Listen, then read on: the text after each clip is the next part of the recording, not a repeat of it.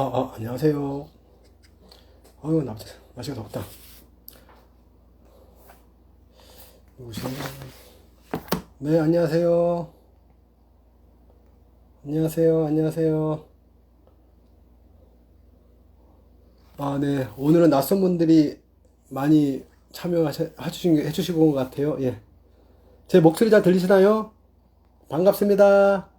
반갑습니다.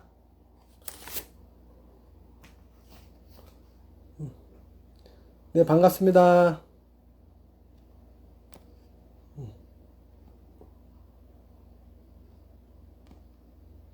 반갑습니다.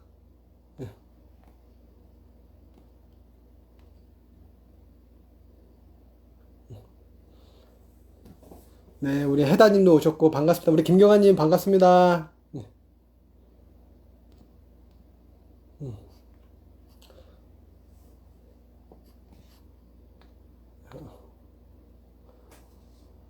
네, 한 분 한 분 이제 들어오고 계시는데요. 예. 혹시 제 목소리 들리시면 좀 얘기 좀 해주세요. 제 목소리 들리시나요? 라이브 방송이 시작하면은 그 오디오가 좀 늦게 여러분한테 전송이 되더라고요. 그래서 제 목소리가 잘 들리는지 먼저 확인을 하고 시작을 하려고요. 제 목소리 잘 들리세요?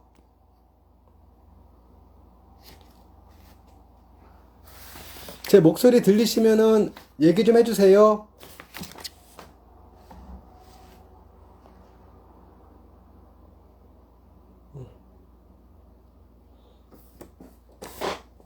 네, 10분 일찍 시작했는데 10분 일찍 시작하는 거는 우리 틀기 쉬운 맞춤법 여러분께 알려드리려고 일찍 시작한 거예요. 혹시 제 목소리, 우리 김경아 시인님, 제 목소리 들리시면 댓글 한번 달아주세요. 제 목소리 들리시면 댓글 한번 달아주세요.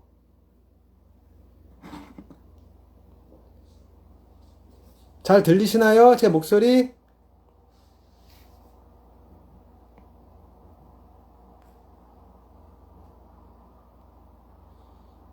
제 목소리 뭐 잘 들리시는 걸로 알고 그러면 시작할까요?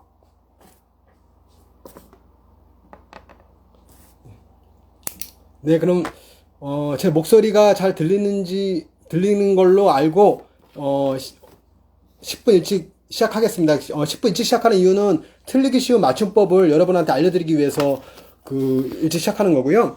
오늘 틀리기 쉬운 문법은 백이랑 박이의 차이를 알려드리고 싶어서 준비했어요. 제가 미리 적어놨거든요. 자, 보시면 코로나19 때문에 집에만 있다가 2살 배기 혹은 2살 박이 아이와 간만에 꽃구경 나왔다. 배기와 이 박이 좀 많이 헷갈리실 것 같은데 그 정답을 알고 계신 분 계신가요? 2살 배기가 맞을까요? 2살 박이가 맞을까요? 혹시 정답을 아시는 분은 말씀해 주셔도 괜찮습니다. 예.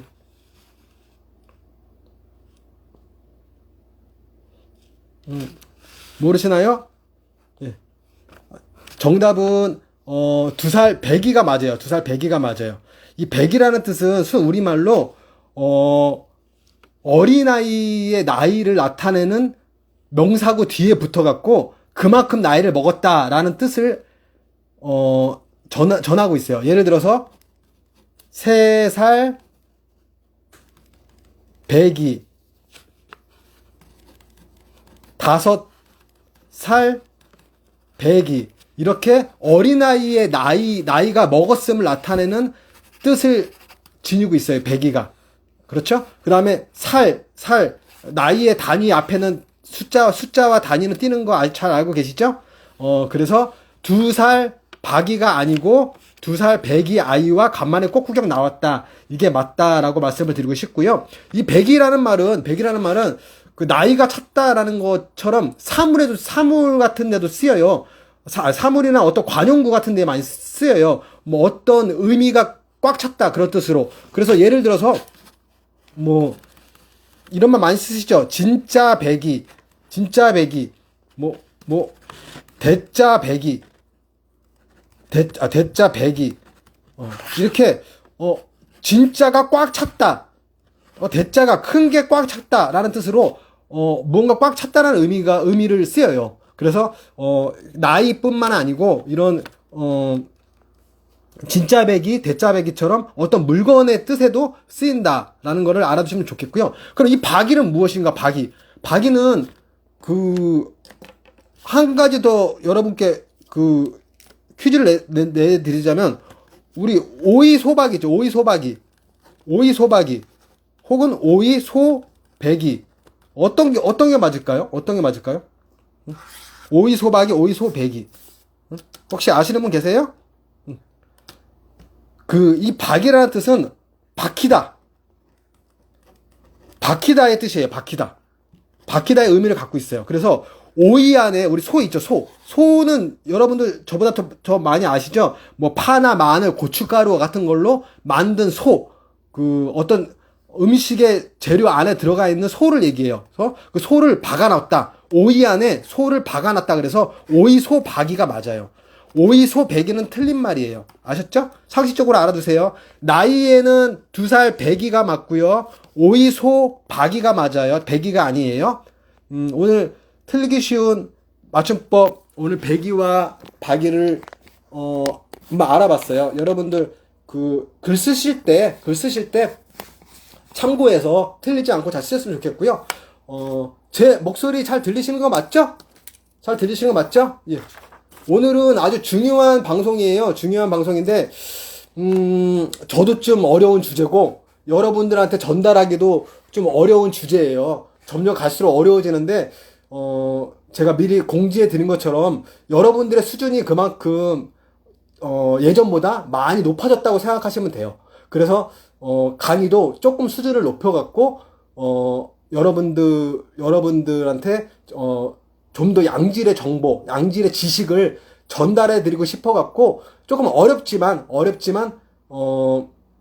오늘 아주 중요한, 시를 쓰는데 아주 중요한, 혹은 문학을 하는데 아주 중요한 주제를 가지고 왔어요. 바로 낯설기 학이라는 주제인데요. 들어보신 분은 들어보셨을 거예요. 캔맥주 준비하셨어요? 주제가 너무 어려워 갖고 열불 날 것 같아 갖고 캔맥주로 시원하게 가슴 식히시면서 편하게 들으시라고 제가 준비물로 항상 캔맥주를 얘기하는데, 맥주 한 모금씩 하시면서 제 강의 필기하지 마시고요. 그냥 자연스럽게 들어주세요. 자연스럽게 들어주시고, 아직 한 3분 정도 남아있는데, 조금만 더 기다려 볼까요? 아니면, 바로 시작을 할까요? 우리, 안 오신 분들이 오늘은 좀 많으시네요. 그쵸? 예? 새로 참여하신 분들도 많고, 오늘 좀 늦게 들어오시는 분들도 많은 것 같아요. 중요한 방송인데, 꼭 들었으면 하는 방송이었는데,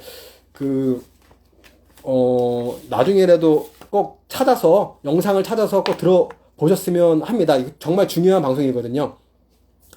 여러분들, 제가 가끔 여러분들한테 드리는 말씀, 요런 거는 일반적인 표현이에요. 이런 거는 좀 식상한 표현이에요. 제가 좀 여러분들한테 상처가 될지 모르겠지만은, 직설적으로 좀 표현한 적이 몇 번 있었죠. 근데 상처를 받아야지 발전을 해요. 상처받기. 저로 하여금 상처를 받으셔서, 시가 한 단계 발전했으면 좋겠고요. 식상하고 일반적인 표현을 이 낯설기 하기를 통해서 좀 더 고급스럽고 독창적인 나만의 표현으로 바꿀 수가 있어요. 그래서 오늘의 주제가 꼭 정말 중요하거든요.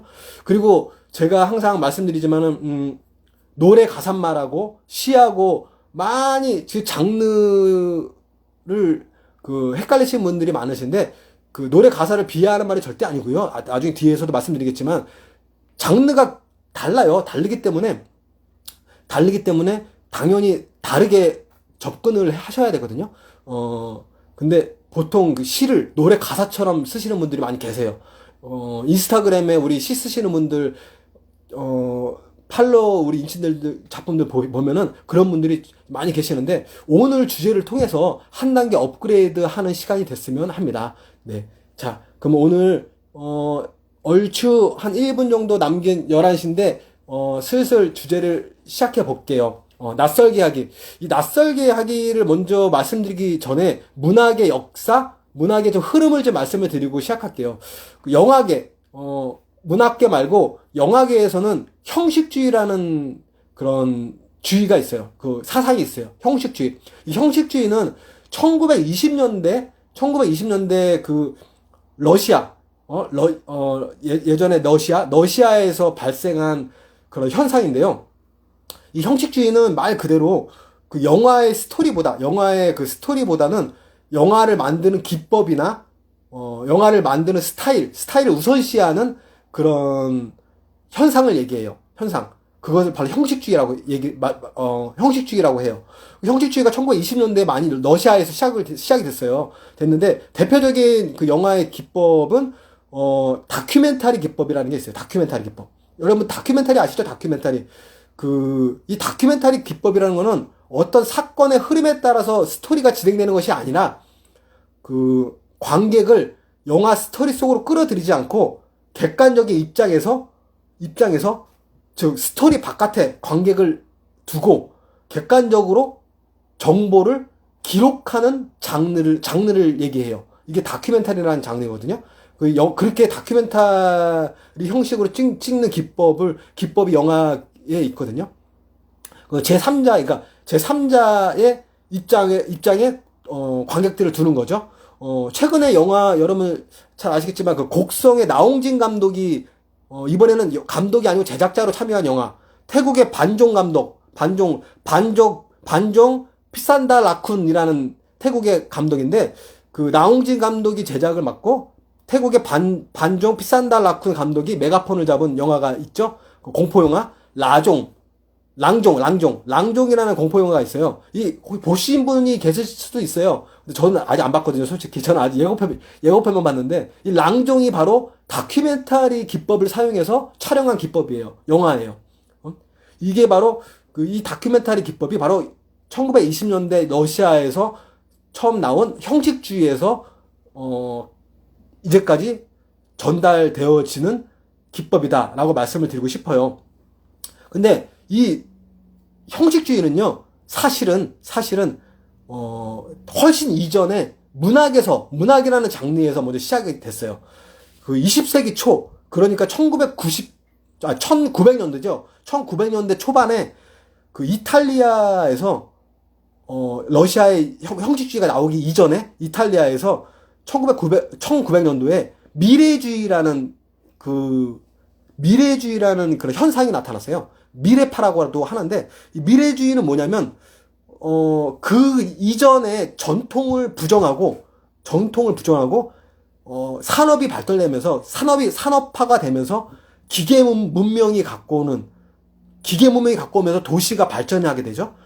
그 도시의 그 약동감과 발전의 속도감을 미학적으로 표현한 장르가 바로 미래주의예요. 미래주의. 이게 1900년대 이탈리아에서 나타났거든요. 이탈리아에서 나타난 운동인데, 이 미래주의가 여러 예술 계통의 자리를 잡아요. 미술, 음악, 물론 문학도 많이 잡아요. 그 중에 시에도 이 미래주의가 나오거든요. 이 미래주의를 지지하는 러시아의 문학 비평가들이 시의 내용보다는 그 시를 쓰는 예술적인 기법을 강조하게 된 것이 바로 그 형식주의인 거예요. 그래서 형식주의가 훨씬 이전에 미래주의에서 발전이 된 사상이다라고 말씀을 드리고 싶어요. 좀 더 역사적으로 말씀드리자면, 1917년도가 러시아가 사회주의를 세계적으로 최초로 성공한 바로 10월 혁명이 일어난 해죠. 그 전후로 러시아가 이 미래주의를 받아들이고요. 그 다음에 1917년 전후로 받아들이고 1920년대에 그 형식주의가 이제 나타나게 된 거예요. 네, 그렇게 역사를 알아두시면 되겠고요. 제가 어렵게 이렇게 우리나라 역사도 아니고 러시아 이탈리아 역사를 말씀드리는 이유는 나무의 뿌리를 알면은요, 그 나무에서 열릴 열매의 달콤함을 우리는 상상을 미리 할 수 있어요. 나무의 뿌리를 알면 그 열매에 맺힐 달콤함을 미리 상상할 수 있다. 이거 누가 한 말이 아니에요. 별신의 어록이에요. 예, 잘 기억해 두시고요. 그래서 우리가 역사를 배우는 거라고 생각하시면 돼요. 다시 형식주의로 들어와서요. 이 러시아 형식주의의 대표적인 이론가가 있었는데 바로 빅토르 슈클로프스키라는 사람이에요. 빅토르 스클로프스키, 이름이 참 어렵죠? 이 형식주의의 대표적인 이론가인데 이 사람이 바로 낯설기 하기를 처음 이야기했어요. 낯설기 하기를 처음 이야기한 사람이에요.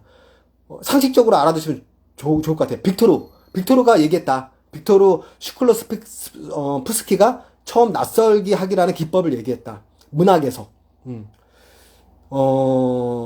이 낯설기 하기는 그럼 과연 무엇냐? 이 낯설기 하기는요, 일상 언어가 아니고 운율과 비유와 역설이라는 기법을 통해서 그 정통적인 규칙이 아니고 언어를 다르게 접근해서 언어의 조합을 다르게 결합을 해서 새롭게 창조하는, 언어를 새롭게, 문장을 새롭게 창조하는 기법이에요.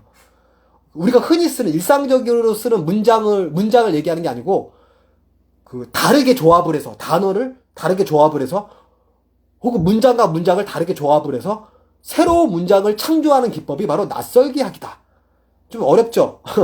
어려운데 이 낯설기 하기가 바로 그런 기법이고, 현대에 와서는요, 약간 거리두기 효과라는 거 들어보셨나요? 거리두기 효과? 이 거리두기 효과랑은 좀 다른 기법인데, 이 낯설기 하기가 이 거리두기 기법, 지금도 전해오는 거리두기 효과라는 게 있거든요. 이 정신의학과 쪽에서 이걸 많이 써요. 이게 심리치료에 미술치료와 연극치료에 많이 써요. 우리 정신적, 심리적인 치유를 하기 위해서 자기의 이야기를 허구의 공간, 무대 위에 올려갖고 나의 이야기를 하는, 드라마나 영화 같은 데서 많이 보셨을 거예요. 그 연극치료라 그러거든요. 연극치료. 혹은 나의 이야기를 그림으로 그리는 미술치료예요. 이게 바로 나의 이야기를 제3자의 입장에서 바라보는 치료법이에요. 치료법. 바로 거리두기 효과를 얘기하는 거예요. 이 거리두기 효과가 바로 그 낯설기 하기라는 문학 장르에서 시작이 됐어요. 영향을 많이 받았어요. 대단하죠. 문학이라는 장르가 대단하죠. 정신의학과 심리학 쪽에도 이런 영향을 줬어요. 낯설기 하기가. 그렇게 알아두시면 되고요. 이 낯설기 하기를 처음 이야기한 빅토르 슈클로프스키가 이런 말을 했어요. 예술의 여러 가지 기교는 사물을 낯설게 하고 형태를 어렵게 하고 지각을 어렵게 만들어서 일부러 어떤 사물이나 내용을 지각하는데 시간을 오래 걸리게 한다라고 얘기를 했어요. 일상적으로 얘기를 하면은 바로 알아들을 수 있는 얘기를 한번 낯설기 하기라는 기법을 통해서 비꼬아서 어떤 사상이나 개념을 독자들이 알아채기에 시간을 오래 걸리게 만드는 기법이다라고 생각하시면 돼요. 예를 들면 우리 스무고개 아시죠? 스무고개 또 낯설기 하기의 한 종류예요. 스무고개는 어떤 정답을 가지고 20번의 질문을 던지죠. 20번의 질문을 던져요. 예를 들어서 동물인가요? 네. 스무고개는 예와 아니요라는 두 가지 답변으로 접근을 하게 되죠. 동물인가요? 예. 키가 큰가요? 예. 물에서 사나요? 아니요. 점점점 이렇게 여러 가지 질문을 던져요. 그리고 맨 마지막에 목이 긴가요? 예. 우리는 어떤 동물을 유추할 수 있죠? 바로 기린이죠. 기린이라는 동물을 스무고개를 통해서 질문을 던진 거예요. 그냥 일상적인 언어는 저거는 기린이다 라고 얘기하는 거예요. 근데 낯설기 하기는요, 저거는 기린이다 하면은 쉬운데 낯설기 하기는 20번의 질문을 통해서 저것이 기린이라는 정답에 가깝게 다가가는 기법이에요. 독자들이 기린이구나 라고 알아차리기에는 시간을 일부러 오래 걸리게 만들죠. 지각하기에, 그 기린이라는 동물을 지각하기에 오래 시간을 끌게 만들죠. 그런 일부러 시간을 끄는 거예요. 그러면서 어떤 효과를 갖고 오느냐? 독자들은 기린이구나 라고 감탄은 하게 되죠. 감탄. 이해가셨나요?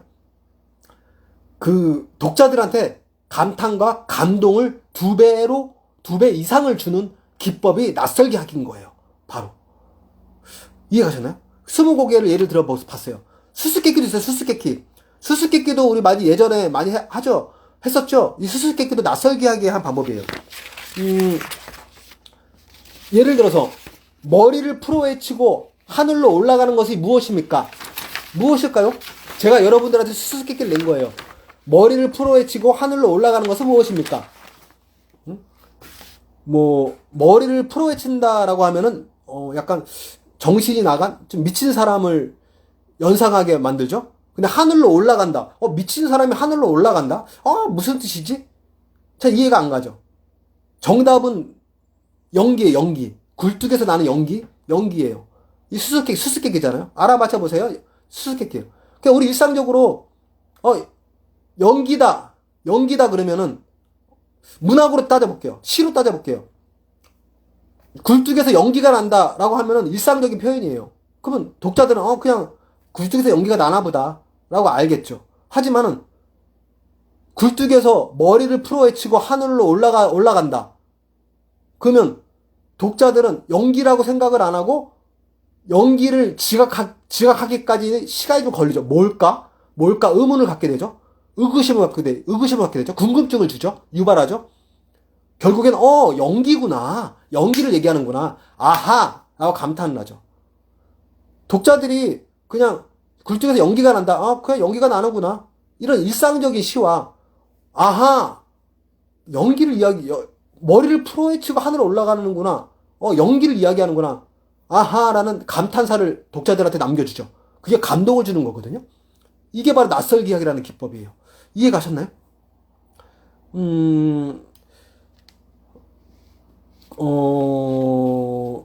이 낯설기 이야기는 그래서 독자들한테 시가 고급스러워지고 독자들한테 감동을 두 배로 주어지고 나만의 독창적인 시를 만들 수 있고 나만의 독창적인 창의적인 시적 기법을 창조할 수 있는 방법인 거예요.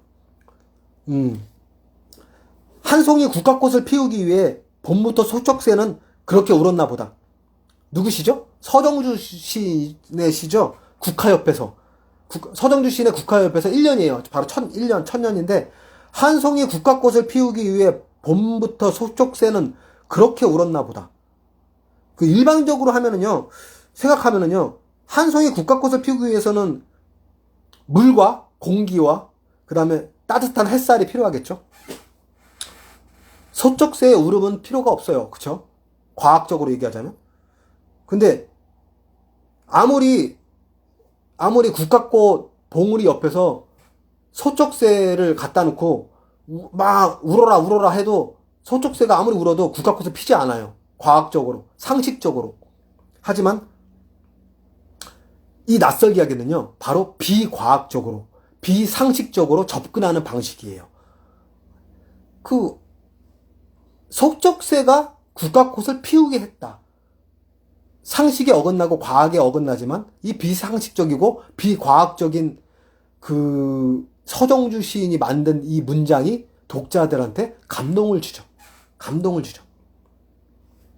바로 이런 게 시예요.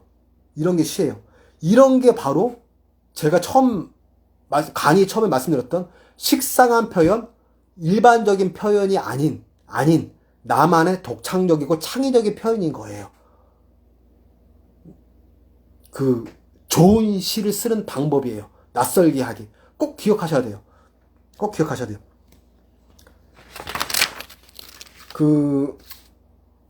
시 한 편 제가 읽어드릴게요. 신응숙님의 시인데,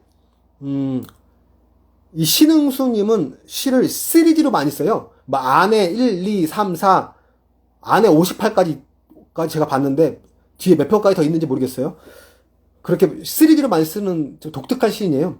내 사랑은 이라는 시도 있는데 이것도 1, 2, 3, 4부터 뭐 제가 40 몇 편까지 봤는데 그 중에서 제가 읊어드릴 시는 내 사랑 45번이에요. 45. 제목은 내 사랑 45.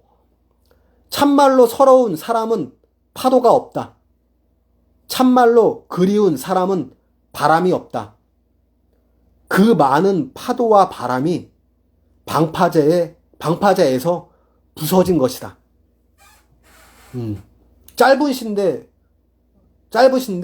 강렬한 시인 것 같아요. 서러운 사람은 파도가 없고 그리운 사람은 바람이 없다. 왜냐? 왜 없냐? 방파제에 부서져서 없어졌다. 방파제에 서러움과 그리움이 부서져서 없어졌다. 라고 표현을 한 거죠. 그러면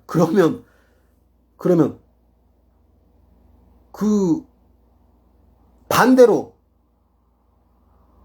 서럽지 않은 사람에게는 파도와 바람이 있다는 소린가요? 그러면 이 사람 말대로 하면 이 신웅수님의 시인의 말대로 하면 그러면 서러운 사람은 파도도 없고 바람이 없는데 그럼 서럽지 않은 사람은 바람과 파도가 있다는 소린가요?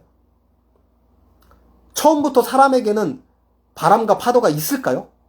없죠. 상식적으로는 없죠. 그 서러움과 그리움을 파도와 바람으로 비유법을 써서 표현한 거죠.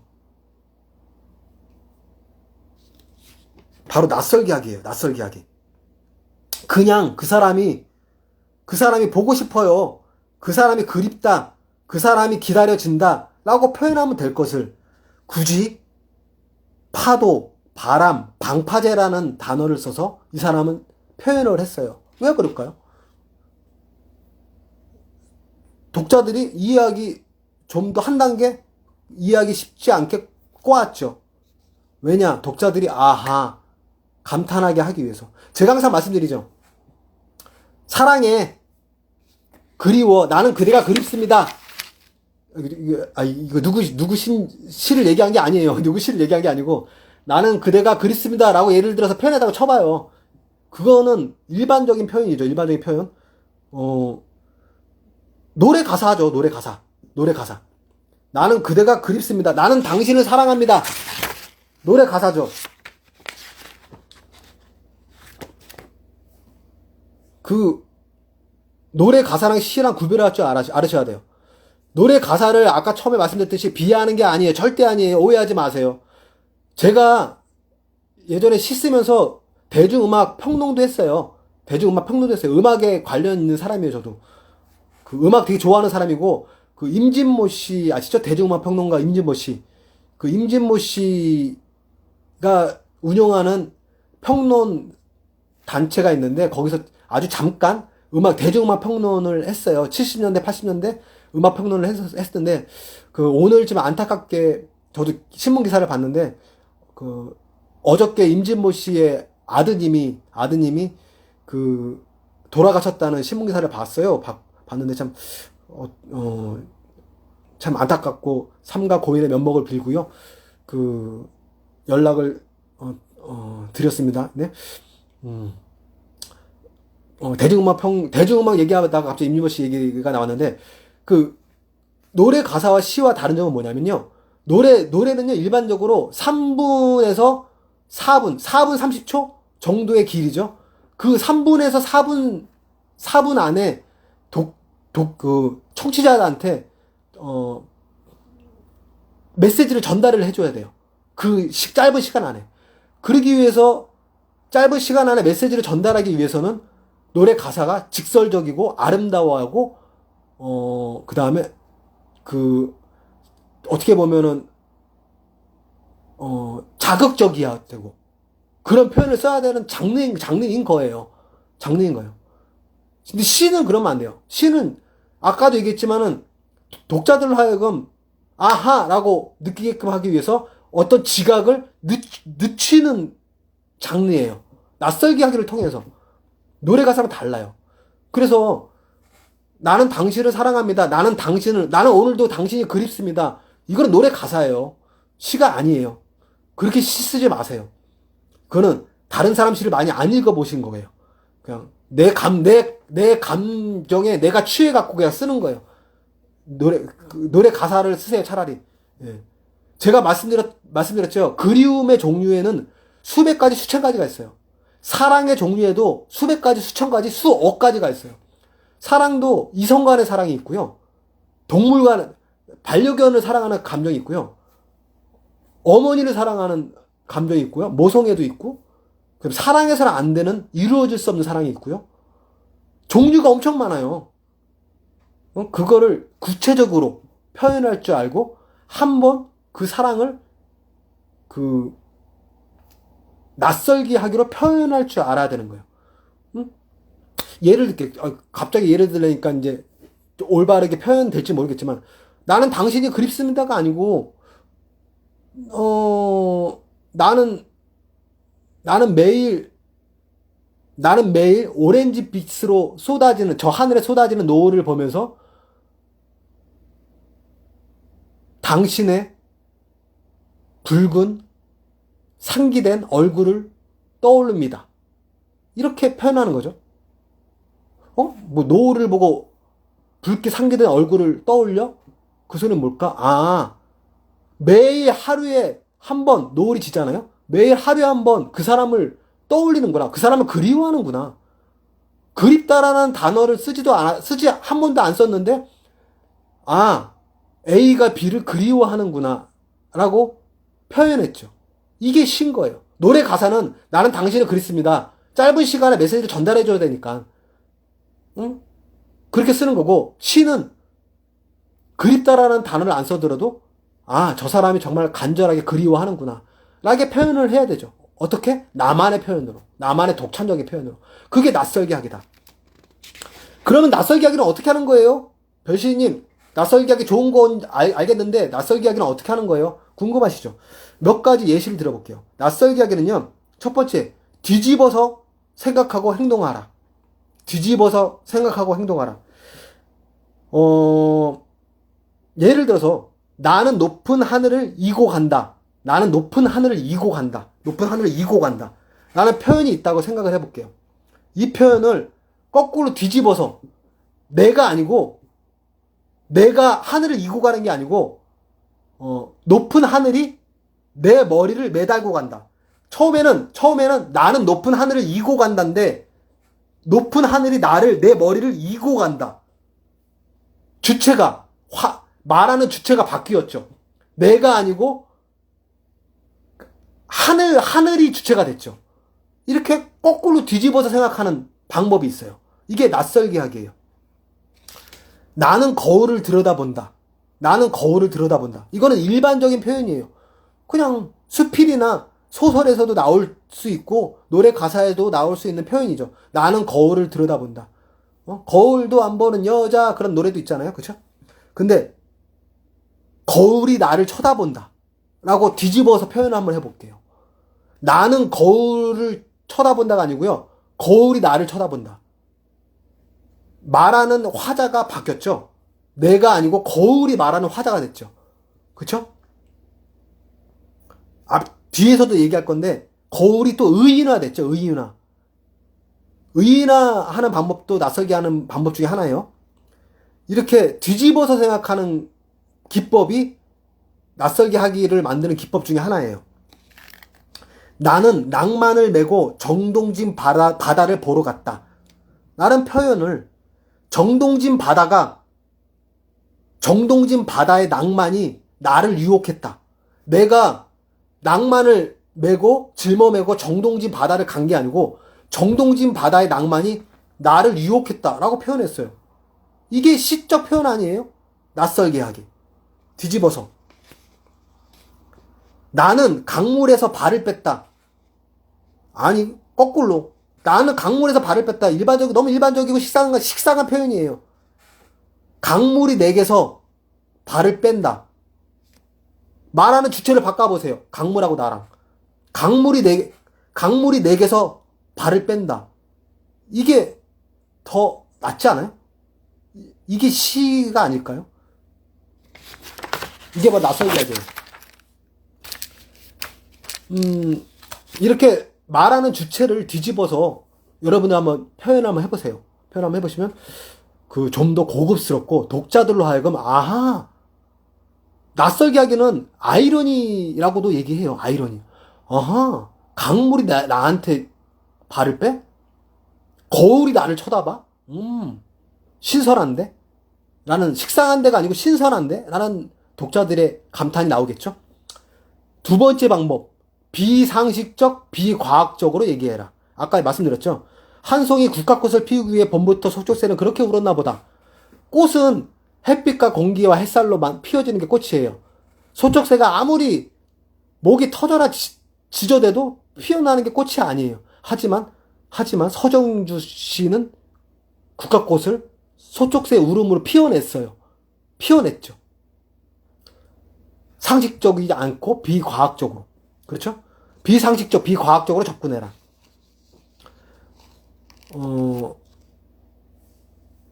제시의 예를 한번 들어볼게요.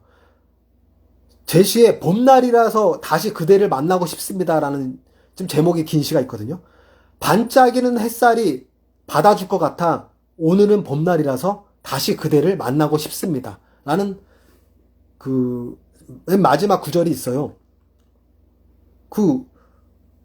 그러면 제가 표현한 방법대로 이해를 하자면, 그러면 여름하고 가을하고 겨울은 그대가 그립지 않고 보고 싶지 않고 꼴도 보기 싫을까요? 그럴까요? 봄이라서 그대를 만나고 싶대요. 그러면 나머지 계절, 나머지 겨울이나 가을이나 그러면 가을은 뭐 그대 안 보고 싶어요? 꼴도 보기 싫어요? 말이 안 되죠. 비상식적, 비과학적으로 접근해 보시라 라고 표현하고 싶어요. 봄날이라서 다시 그대를 만나고 싶습니다. 상관없죠. 봄하고 그대 보고 싶은 거랑 상관이 없죠. 근데 상관이 없는 거를 결합을 시켜서 새로운 시 문장을 만들어냈어요. 다음 기법은 말장난하기가 있어요. 말장난하기가 있는데, 우리 황병승 시인의 벌거숭이 포도송이라는 시의 일부분을 보면은요, 그는 한 시대를 풍미했던 녹밴드의 보컬이자 뛰어난 기타리스트였지만 알코올과 약물에 의존하는 가엾은 소년에 불과했다.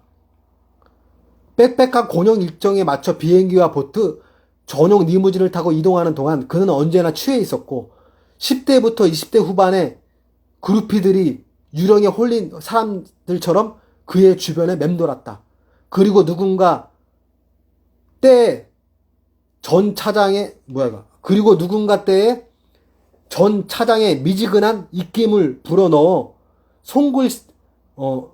써놓은 손글씨, 너덜란드, 미국과 영국, 프랑스, 독일을 거쳐 그의 마지막 공용이 될 종착역. 여기서 좀 시가 좀 길게 제가 읊어드렸죠. 네덜란드죠, 네덜란드. 너덜란드가 아니죠. 미국과 영국, 프랑스, 독일을 거쳐 그의 마지막 종착역이 될 네덜란드를 표현하고 싶은데 얘랜다. 죄송합니다. 황병서 시인은 너덜란드라고 표현했어요. 너덜란드라고. 왜? 이 시에 나타나는 주인공이 인생이 알코올에 찌들어서 인생이 너덜너덜해졌기 때문이죠. 너덜너덜해진 인생을 표현하고자 너덜란드라고 표현했어요. 말장난한 거죠. 말장난. 낯설게 하기. 사실 이게 시창작 강의를 준비하는데 제일 어렵고 시간이 오래 걸리는 게요, 바로 어떤 거에 예시를 찾아보는, 시를 찾아보는 게 제일 힘들어요. 개인적으로 오래 걸리고 시간도 오래 걸리고 그래서 가끔 제가 쓴 시를 예시를 들 때가 있는데 좀 양해 부탁드리겠습니다.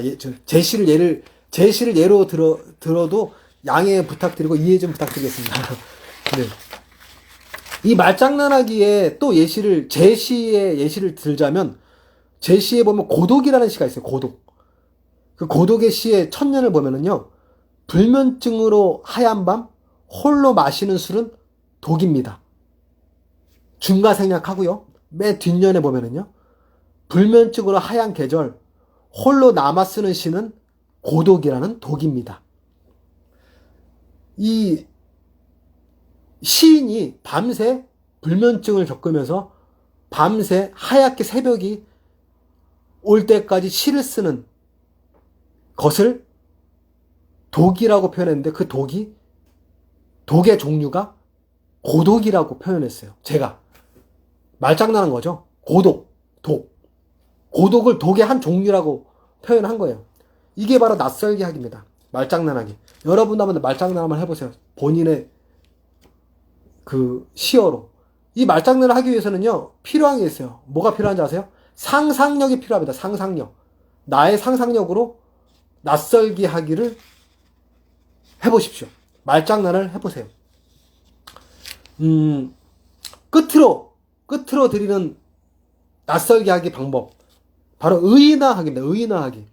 제가 시 한 편을 전문을 읽어드릴게요. 전문. 왜 전문을 읽어드리냐? 그만큼 중요하신가? 중요하기도 하지만 제가 너무 좋아하는 시예요. 제가 너무 좋아하는 시인데 제 대학교 때 선생님, 우리 정호승 선생님의, 정호승 시인님의 그 시인데, 제 젊었을 때 제가 한참 방황하고 시를 쓸 때 제 인생 시예요. 저의 젊음을, 흔들리는 젊음을 붙잡아 주었던 시, 정호승 씨의 수선화에게. 여러분도 많이 좋아하시는 시죠? 읊어드릴게요. 수선화에게. 우지 마라. 외로우니까 사람이다. 살아간다는 것은 외로움을 견디는 일이다. 공연이 오지 않는 전화를 기다리지 마라. 눈이 오면 눈길을 걸어가고 비가 오면 빗길을 걸어가라. 갈대숲에서 가슴 검은 고요새도 너를 보고 있다. 새들이 나뭇가지에 앉아 있는 것도 외로움 때문이고 네가 물가에 앉아 있는 것도 외로움 때문이다. 산 그림자도 외로워서 하루에 한 번씩 마을로 내려온다. 종소리도 외로워서 울려 퍼진다. 정말 좋은 시죠? 정말 좋은 시죠?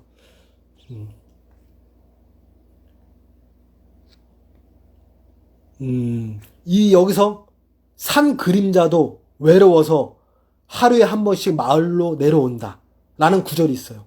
산 그림자가 원래는 해가 기울어져 갖고 각도가 낮아지기 때문에 산 그림자가 길어지는 거죠. 이거를 의인화했어요. 의인화해서 과학적으로는 햇볕의 각도에 따라서 그림자가 길어진 건데 비과학적으로 의인화해서 그림자가 마을로 내려온다고 했어요. 그것도 외로워서 내려온다고 했어요. 참 대단한 표현 아닌가요? 이게 바로 이 구절을 읽으면서 독자들은 딱 두 마디 하죠. 아하. 이게 낯설게 하기입니다. 낯설게 합니다. 그냥 정호승 시인이 나는 외롭다 라고 얘기할 수 있어요. 나는 외롭다 얘기할 수 있어요. 노래 가사라면. 근데 이건 시니까 이 외로움을 산 그림자가 마을로 내려온다 외로워서 라고 표현을 했죠. 시는 이렇게 표현하는 거예요. 물론 이 수선화에게 라는 시는요 노래로도 불려졌어요.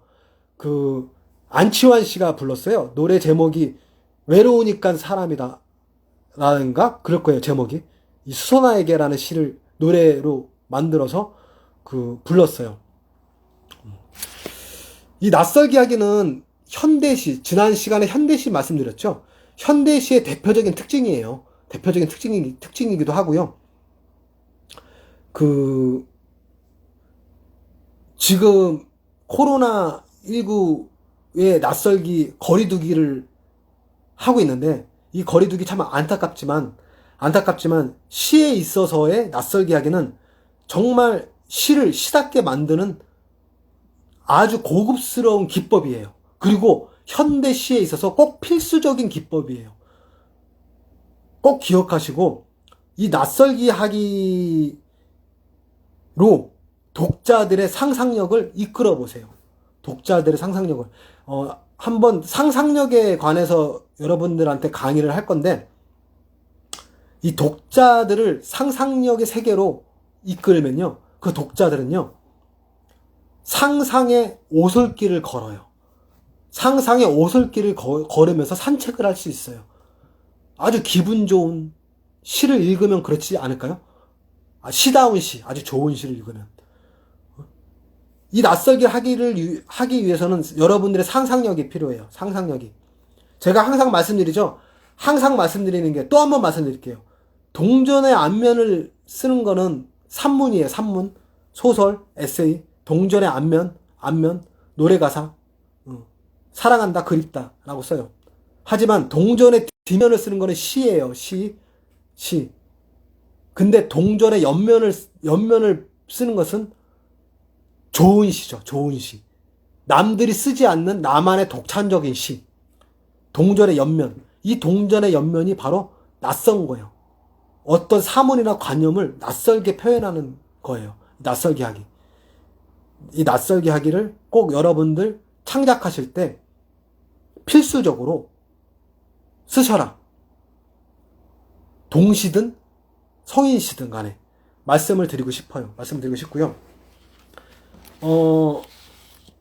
오늘 낯설게 하기를 했어요. 뭐 러시아의 형식주의부터 시작해서 이탈리아의 미래주의, 미래파까지 꺼내 들면서 낯설게 하기를 오늘 여러분들한테 말씀을 드렸는데, 좀 어렵지만은 그래도 이해가 가셨으면 좋겠어요. 이해가 가셨으면 좋겠고, 맨 마지막 시간에는 우리 끄트머리 101장에서 수상한 시를 낭송을 해드린 시간인데, 이번에 제 7회 끄트머리 101장 수상작 이화 시인님의 시가 수상을 했는데, 이화 시인님의 시는 공모전에 출품을 할 예정실에서 오늘 읊어드리지는 않겠습니다. 읊어드리지는 않을 거고요. 궁금하시면 네이버 카페 끄트머리를 통해서 보시면 되겠고요. 비공식적인 사이트니까 보시면 좋겠고요. 오늘은 조금 시간이 그래서 좀 남네요. 시간이 좀 남았어요. 시간이 남고 뭐 일찍 끝나는 날도 있어야죠. 일찍 끝나는 날도 있어요. 토요일인데 여러분들도 일찍 쉬셔야죠. 오늘 이 시간 좋은 정보와 지식이 여러분들한테 피와 살이 되었던 시간이 되었으면 좋겠고요. 우리 끄트머리 시 공모전 제1회 끄트머리 시 공모전을 시작했죠. 광고를 시작하게 했어요. 응모를 9월 10일부터 봤거든요. 9월 10일부터 10월 9일 한글날까지 봤는데 벌써부터 시가 5편이 이제 응모가 됐어요. 들어오고 있어요. 계속 참여가 여러분들 덕분에 많이 홍보가 잘 됐는데, 여러분들 인스타그램을 통해서 정기적으로 좀 홍보 좀 부탁드리고요. 저도 바로 이 시간 끝나고 홍보할 거거든요. 홍보할 거고, 10월 9일날 영등포 교보문고에 스크린 광고도, 들어갈 거고요. 언론사에도, 홍보가 됐으니까 여러분들 많은 관심 부탁드리고, 여러분들이 만들어가는 공모전입니다. 시 공모전입니다. 바로 여러분들이 만들어가는 시 공모전이기 때문에, 많은 관심, 홍보 부탁드리고요. 10월 27일에 발표할 거니까, 여기 끄트머리가 아니신 분들도 많이 참여해주세요. 공모전에. 네. 오늘 여기서 마치겠습니다. 여러분들 마지막까지, 좋은 토요일 밤 되시고요. 다음 이 시간에 더 좋은 주제를 가지고 찾아뵙겠습니다. 감사합니다. 끌게요. 감사합니다.